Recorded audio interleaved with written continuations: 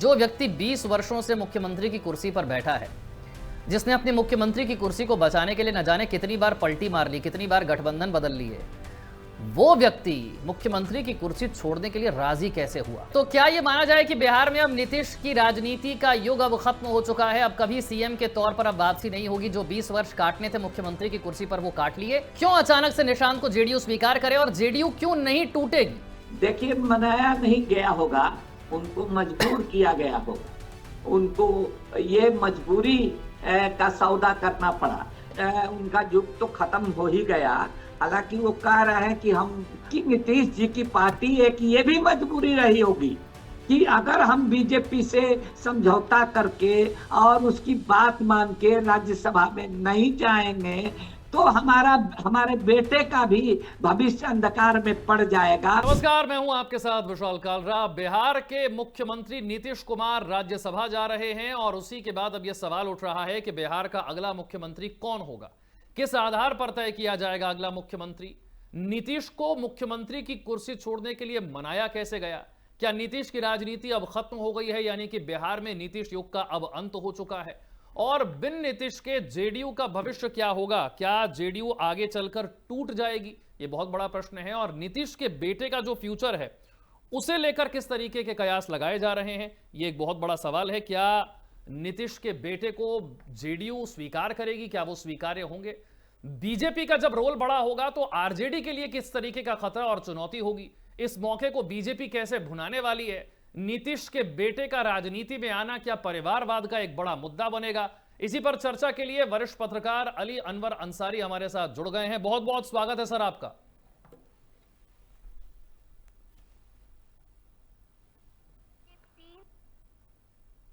अंसारी साहब, आप सुन पा रहे हैं मुझे?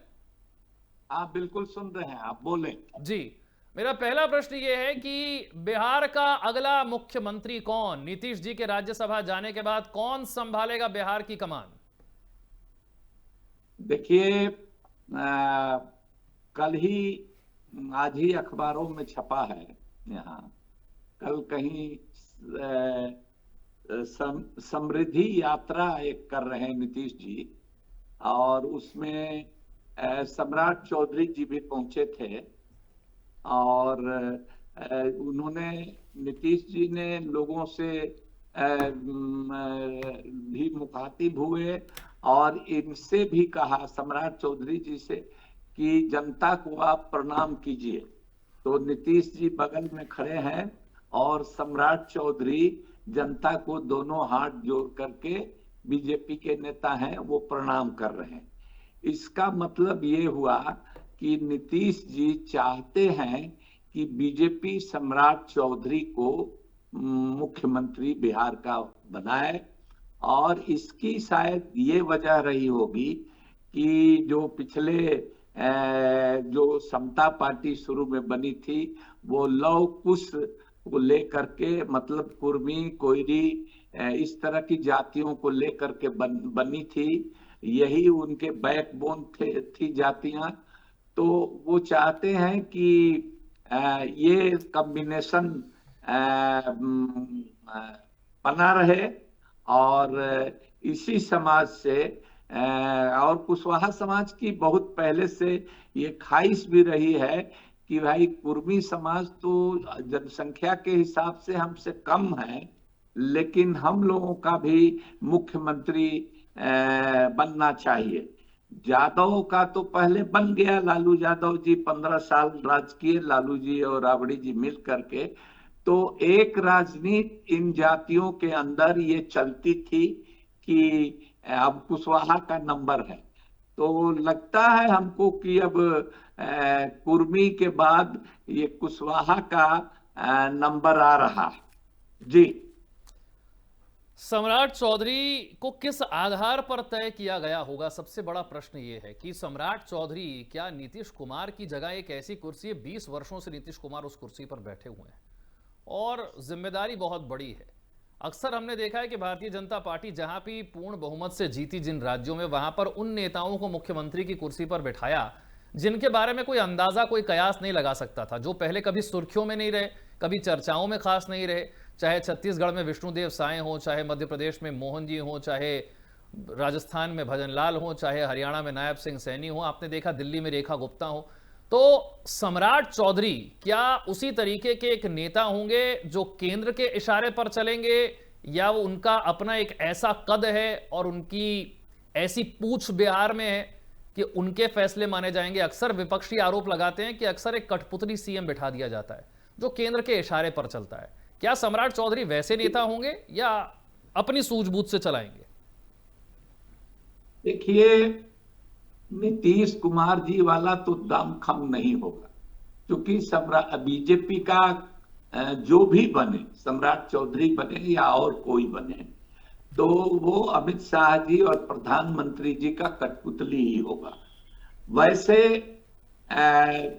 अंदाज ये लग रहा है कि पिछले कई सालों से, अभी उप मुख्यमंत्री हैं भी सम्राट चौधरी, तो पिछले कई सालों से इनको प्रमोट किया जा रहा है, आगे आगे ये चल रहे हैं।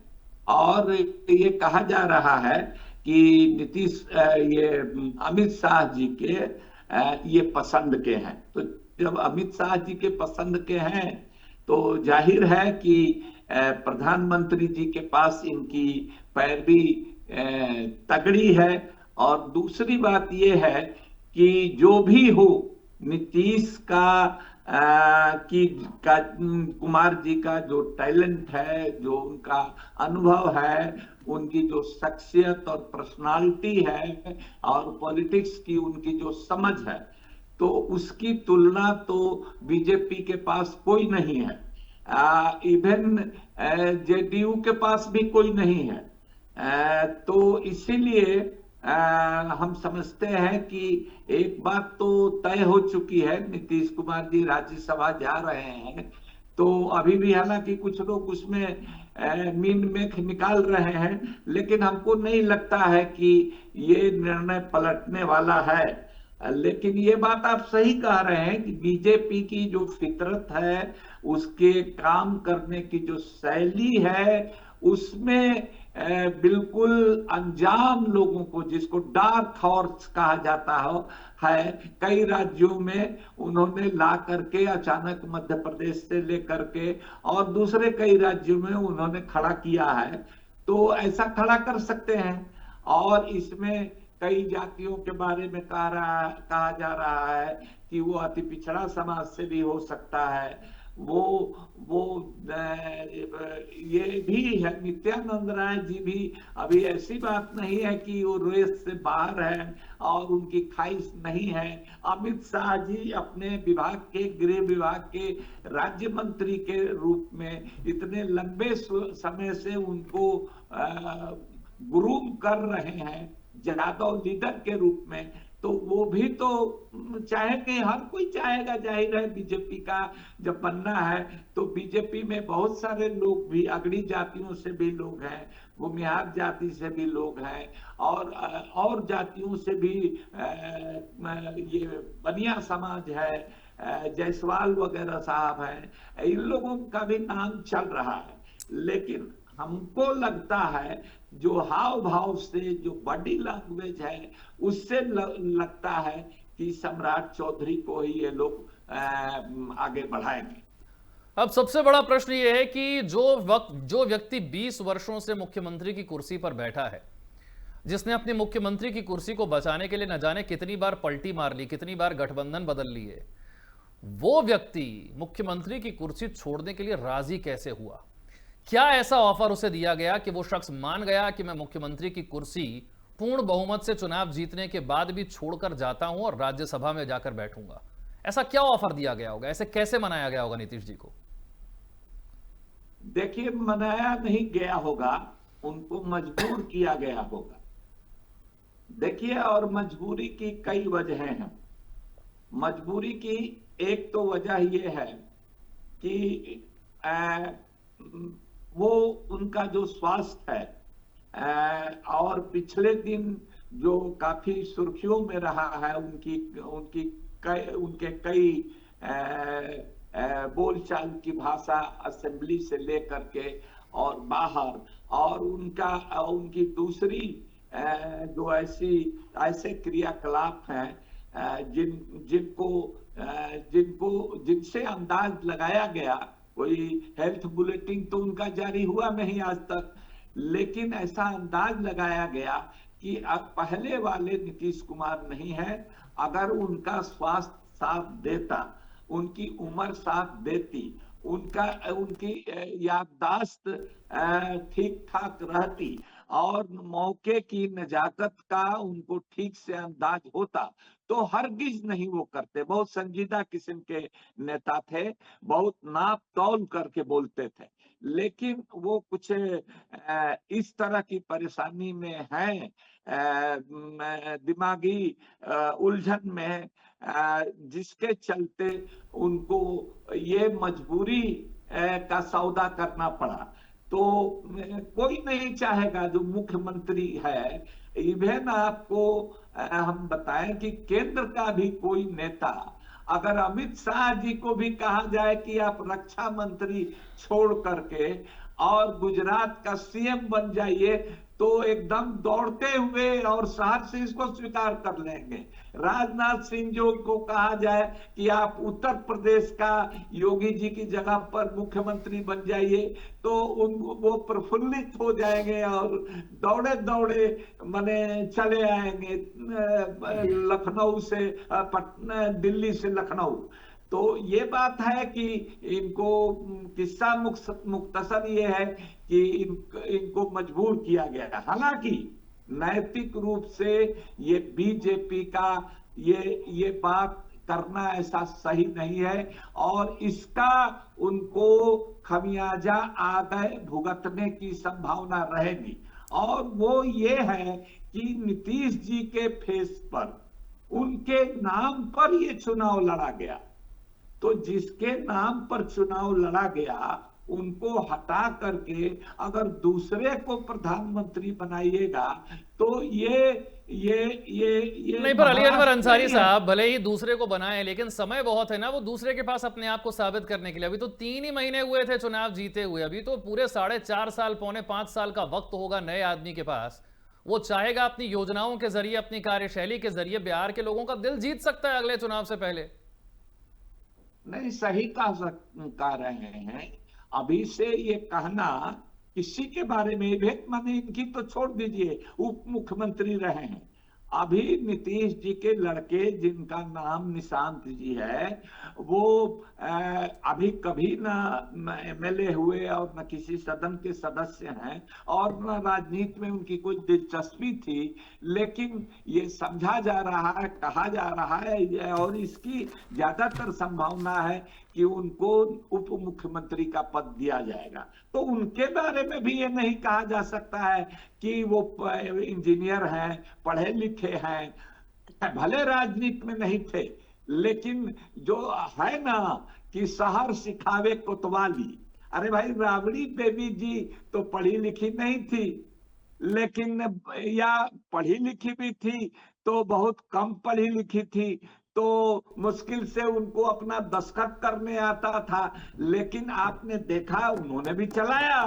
तो शहर सिखावे कोतवाली, जिसकी जो कुर्सी पर आ जाता है तो बहुत कुछ सीख जाता है। जी ठीक है, तो क्या ये माना जाए कि बिहार में अब नीतीश की राजनीति का युग अब खत्म हो चुका है? अब कभी सीएम के तौर पर अब वापसी नहीं होगी। जो 20 वर्ष काटने थे मुख्यमंत्री की कुर्सी पर वो काट लिए, अब वो युग खत्म हो चुका है।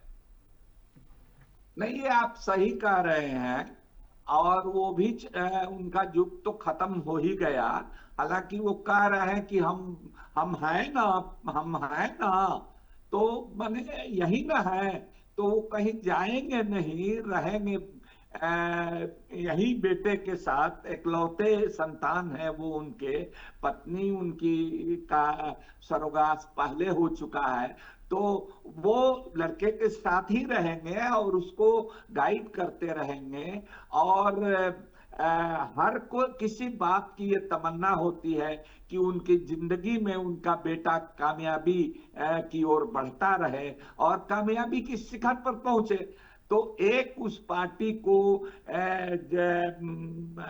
एकजुट रखने के लिए एक नाम की, एक चेहरे की आपने जरूरत होती एकजुटता है। की बात कही, मेरे इसमें दो प्रश्न हैं। एक तो निशांत को क्यों स्वीकार करे जेडीयू, क्यों अचानक से निशांत को जेडीयू स्वीकार करे, और जेडीयू क्यों नहीं टूटेगी?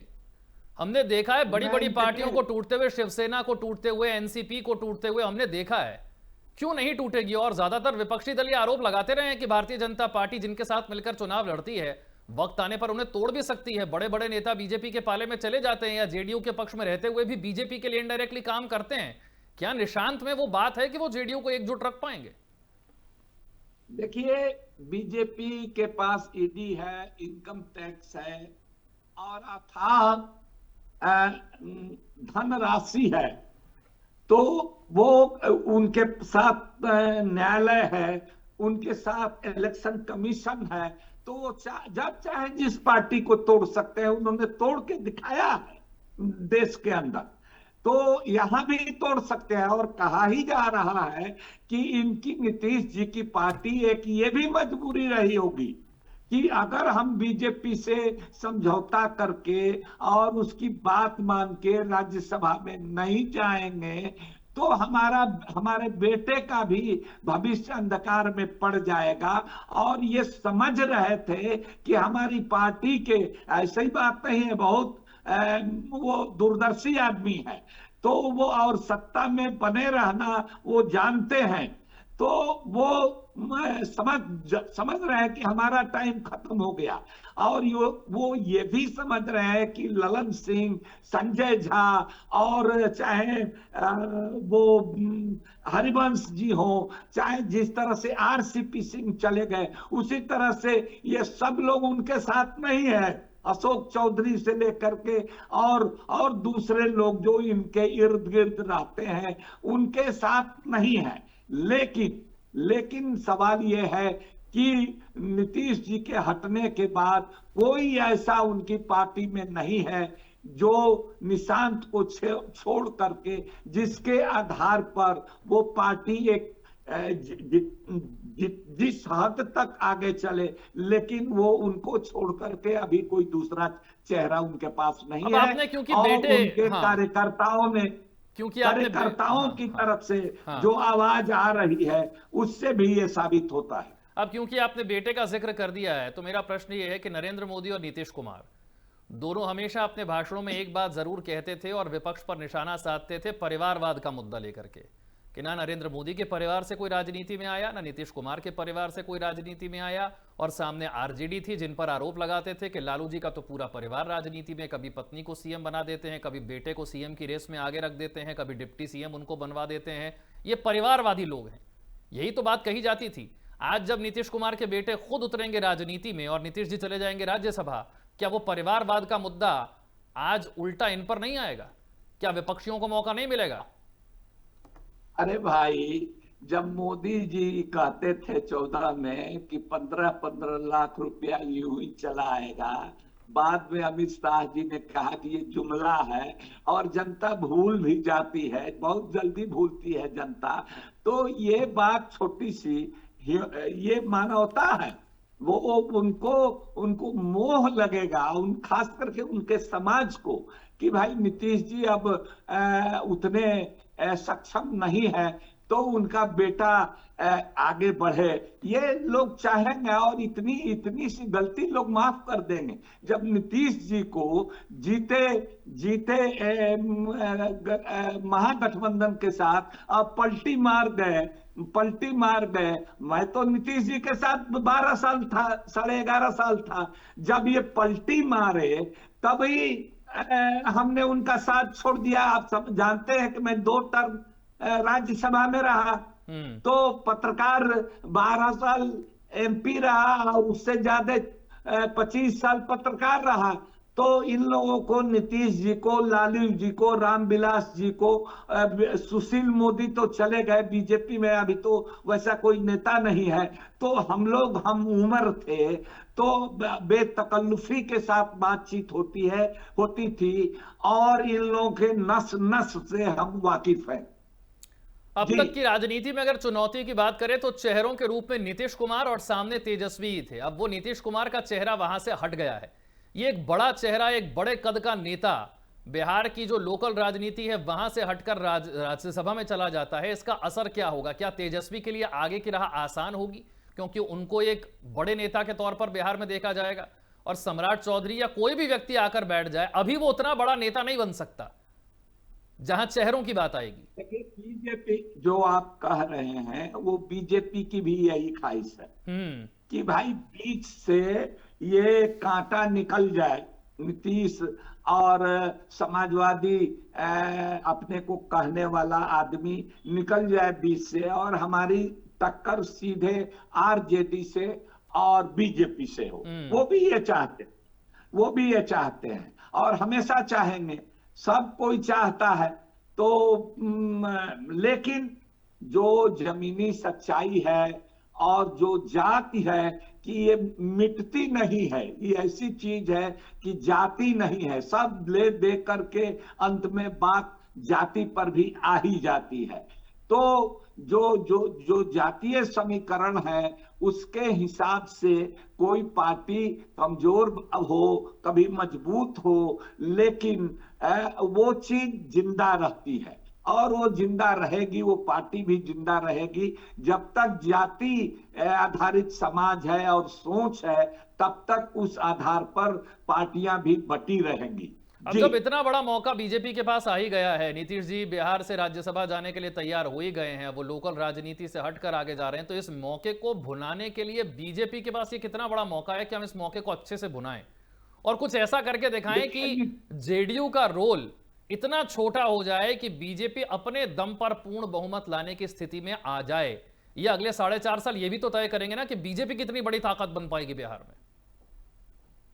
बीजेपी देखिए, वो तो शुरू से ये कोशिश कर रही है और लालू जी उनको पटखनी दे देते थे। नीतीश जी और लालू जी मिल करके भी कभी चुनाव, नीतीश जी और बीजेपी मिल करके कभी चुनाव नहीं जीत पाते थे। लालू जी हमेशा पटखनी दे पाते थे। 2005 में आपको याद हुआ कि राष्ट्रपति शासन लागू हुआ, नीतीश जी को 74 आया था, लालू जी को 74, नीतीश जी को 54, राम विलास पासवान जी को 29 आया था।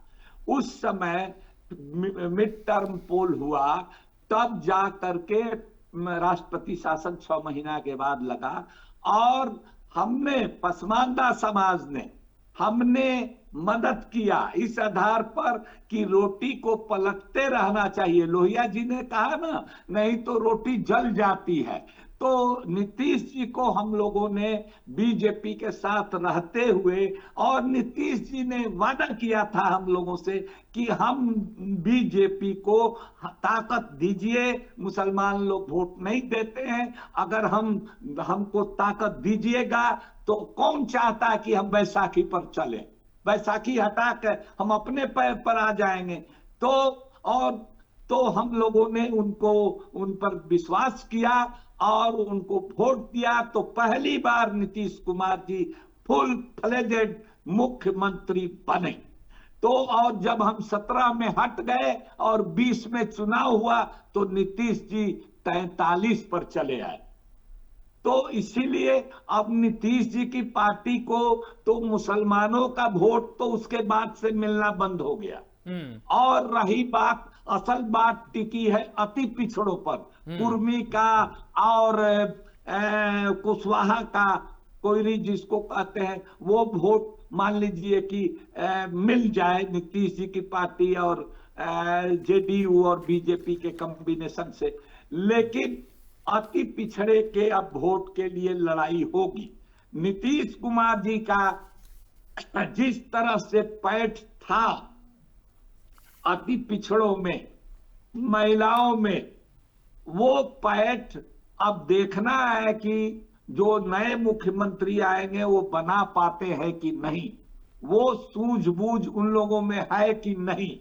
तो ये अभी देखना बाकी है। बहुत जल्दीबाजी होगी ये कहना कि फला आदमी बहुत सफल हो जाएगा और इनके हटने से लालू जी के जो बेटे हैं तेजस्वी जी, आरजेडी पहले से भी जो चुनाव में वो 25 ही सीट जीत पाई है, लेकिन धरातल पर लालू जी की पार्टी बीजेपी के बाद दूसरी सबसे बड़ी ताकत है बिहार में। जी बहुत बहुत शुक्रिया अली अनवर अंसारी साहब हमारे साथ जुड़ने के लिए और इस चर्चा के लिए। कौन हो सकता है बिहार का अगला सीएम, जेडीयू की राजनीति यहां से आगे कहां जाएगी, बीजेपी के लिए कितना बड़ा मौका है, तेजस्वी के लिए कितनी बड़ी चुनौती है, इन सभी सवालों के जवाब देने के लिए बहुत बहुत शुक्रिया आपका। छोटा सा ब्रेक।